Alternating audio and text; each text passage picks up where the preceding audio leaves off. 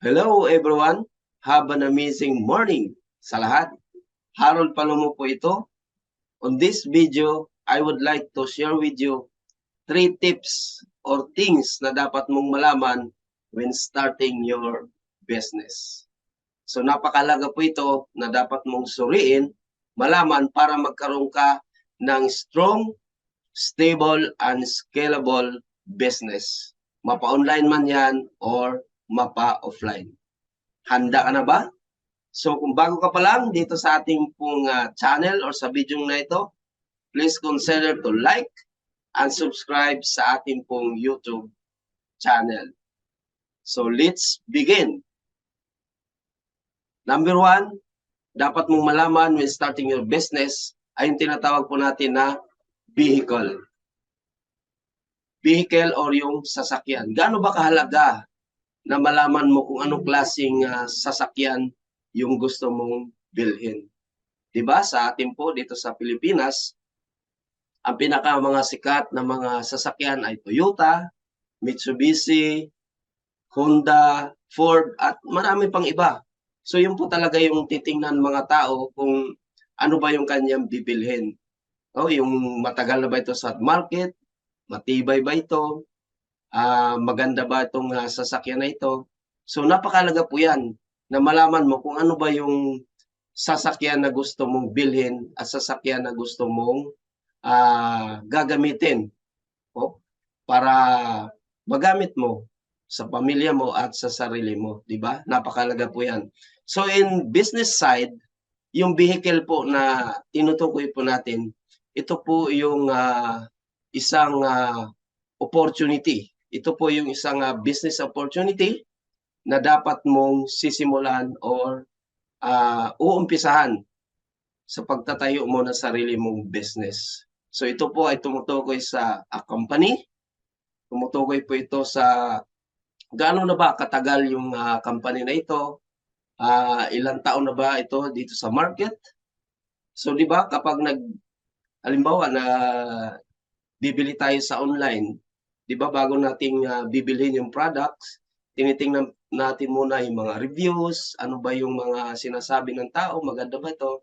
So yun po yung vehicle na dapat po nating titingnan para makapagsimula ka ng business mo online. Gaano ba katatag yung company na ito? Gaano ba kaganda yung kanilang services, yung products nila, at ito ba ay nakatulong sa mga maraming tao. So yan po, number 1 na dapat mong malaman in starting your business, yung tinatawag po natin na vehicle. Number 2, so anong pangalawa po na dapat mong malaman ay yung tinatawag po natin na engine, makina. So hindi po tatakbo ang isang sasakyan kapag wala po siyang makina, right? So tama po. Hindi mo mapagana, mapatakbo yung sasakyan mo kung wala pong makina sa loob nito. So napakahalaga yan na malaman mo ano bang klaseng makina ang gusto mo.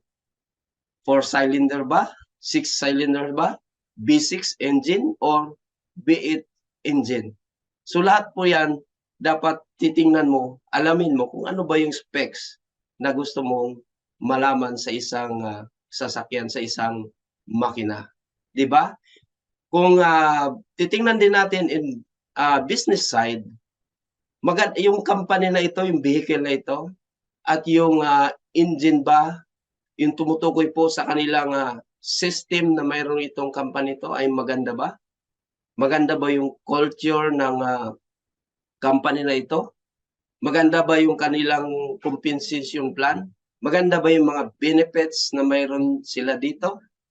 Maganda ba yung mga patakbo nila sa kanilang mga distributors? So, yun po yung titingnan natin sa kanila.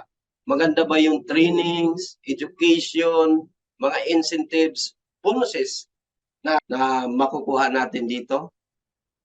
So, yun po yung atin dapat pong titingnan when starting your business. Mapa-online man yan, mapa-offline man yan, mahalaga na dapat mong malaman kung ano ba yung sistema na mayroon po yung company na ito, ano ba yung kanilang complan, mga benefits na makukuha dito sa kanila kapag mayroon pong sasali or magsisimula sa ganitong opportunity.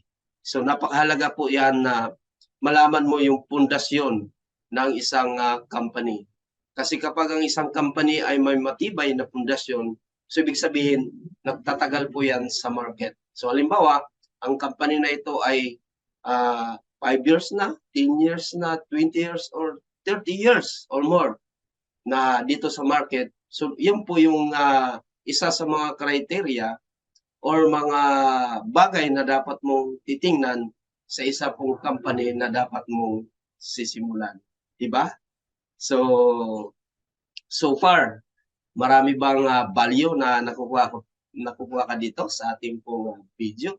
So yung pangatlo po, yung tinatawag po natin na fuel, yung gas or yung gasolina po natin. So, ang isang sasakyan, hindi ka makarating sa paruroonan mo, siyempre, kung wala po yung gasolina. Hindi mo yan mapatakbo, hindi mo po yan mapagana kung wala pong gasolina na ilalagay po natin dito.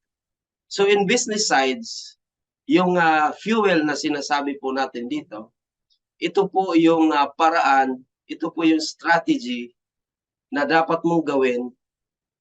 Paano mo ba maipakita yung business mo doon po sa mga tao na kailangan mong pakitaan? Diba? Paano ba minamarket yung business mo doon sa mga tao? Is either an offline man yan or online. Ano ba yung way na dapat mong gawin para maipakita mo yung business mo sa mga tao? So, yun po yung tatlong bagay na dapat mo natin malaman when starting your business. Una, yung vehicle po natin. Ano ba yung company na dapat mong sisilungan? Dapat suriin mo yan. Number 2, yung ating pong tinatawag po natin na engine, yung makina. Ano ba yung sistema na mayroon ng company na ito? Ano ba yung culture na mayroon ng company nito? Ano ba yung compensation, kumplan, benefits na makukuha po natin dito? And then yung pangatlo, yung fuel. Ito po yung paraan paano ba minamarket yung business opportunity or services sa mga tao. It's either man yan offline or online na pamaraan. So dapat mong suriin kung paano mo ito gagawin. Di ba? Bakit ano ba yung reason mo bakit ka nagsisimula ng business? Di ba? Para magkaroon ka ng income. Makatulong ka sa pamilya mo. Magkaroon ka ng time and financial freedom. Magkaroon ka ng breakthrough sa sarili mo. At siyempre para matupad mo yung mga pangarap mo, yung mga goal mo sa buhay po natin. So, in this video, ito po yung dapat mong titingnan kapag magsisimula ka ng sarili mong negosyo, online man yan or offline. So, ngayon, hindi mo alam kasi bago ka pa, alam mo na mayroon kang company na gusto mo salihan, nalaman mo na yung sistema na mayroon sila. Ang hindi mo alam, paano ko ba i-market ito? Paano ko ba ito ipapakita sa mga tao? Di ba? Kapag tinitingnan po natin yung mga malalaking korporasyon, businesses like Coca-Cola, Nike at iba pa, di ba? Nag-advertise sila sa TV. Mayroon silang mga billboards. So hindi po natin kaya yan. Gagastos po tayo ng millions dyan. Kaya dito, mayroon po akong good news para sa iyo dahil mayroon po akong ginawang program para sa mga tao na gusto magsisimula ng business nila, online man yan or offline. So mayroon pa akong training program na ginawa. Ito po yung sa aking website, yung haroldpalomo.net. So mayroon po tayong program dito na gusto ko pong i-share sa inyo. Dito po sa dashboard po natin sa ating pong website, haroldpalomo.net. So makikita mo dyan na mayroon po tayong training programs. So once na i-click mo ito, yung online marketing toolkit, or bibigyan kita ng link dito sa baba ng video na ito, mapapunta ka sa page na ito. So, yung page na ito po ay makikita mo dito paano ka mag-start or mag-build ng business mo. So, mayroon pong dyan na video, panoorin mo yan, then titingnan mo yan. At mayroon pong mga value na makukuha mo dito. Then, kung gusto mo na mag-avail ng toolkit na ito, so kailangan lang na i-fill upan mo itong form na ito, then i-click mo yung I want to avail this kit. So, kung nakikita mo kahapon, yung sa Facebook page ko po ay mayroon po akong pinost po doon na about 499. So ito po yung tinutukoy ko po.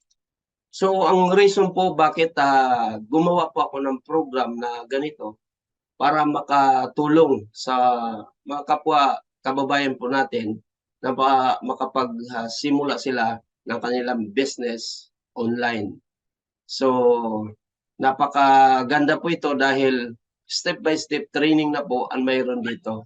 So mayroon po tayong vehicle na sinasample po dito at mayroon po tayong sistema na sinusunod dito at paano mo i-market yung business mo online. And then pwede mo rin itong gagawin offline.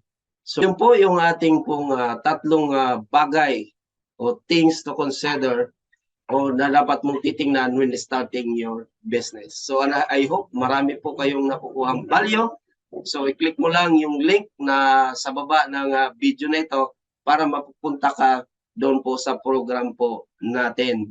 So yun po guys. So don't forget to subscribe sa ating pong YouTube channels. Maraming salamat po guys sa panunood ng video na ito. Once again, this is Harold Palomo. Be inspired, be great, and be a channel of blessings. Maraming salamat po. So, and see you sa susunod po natin na mga video. God bless. Mabuhay po ang lahat.